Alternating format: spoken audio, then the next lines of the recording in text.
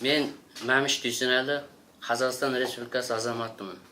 Жин нөмірім 87 06 05 000 604.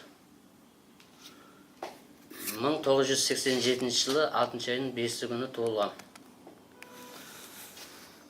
Менің інім Шалқар Тұрсынәліұлы, Қытай Халық Республикасының азаматы. Жеке куәлік нөмірі 65 41 28 1993 04 07 17 38. Қытайдың Іле Қазақ автономиялы облысы Нылқа ауданы Құжыртай ауылы Созымты қыстағы 8 көше 20 үйде тұрады. 2018 жылы 2 айда үйленген.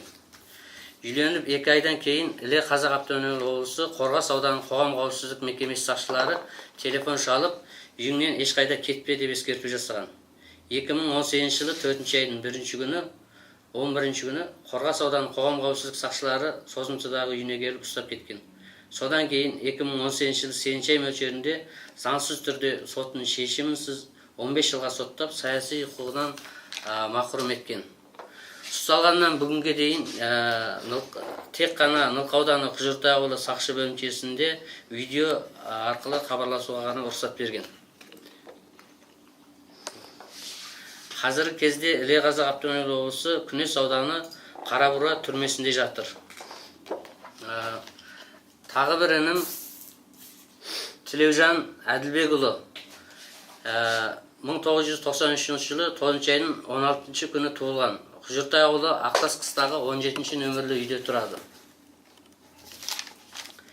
Тілеужанды 2018 жылы 4 ай мөлшерінде Қорғас ауданы қоғам қауіпсіздік сақшылары үйінен келіп ұстаған. Содан 8 ай мөлшерінде заңсыз түрде сотының шешімінсіз 15 жылға соттап, саяси құқығынан махрұм еткен. Қазіргі кезде Қарабура түрмесінде жатыр. Мен Қазақстан азаматы ретінде Қазақстан Республикасының президентінен, елбасынан, Сыртқы істер министрлігінен, Біріккен ұлттар ұйымының өз құқықтарын қорғау жоғары комиссиясының бастығы Баширет ханымнан, Біріккен ұлттар ұйымының қауіпсіздік кеңесінен, Еуропа парламентінен, Америка конгресінен, халықаралық рақымшылық ұйымынан, нәсілшілдік қырғыншылыққа қарсы комитетінің басшысы Гай ханымнан, осы қатарлық халықаралық адам құқықтар қорғау ұйымынан көмек сұраймын. Бауырымның ертерек бостандыққа шығып, семьясымен қауышуын үміт етемін.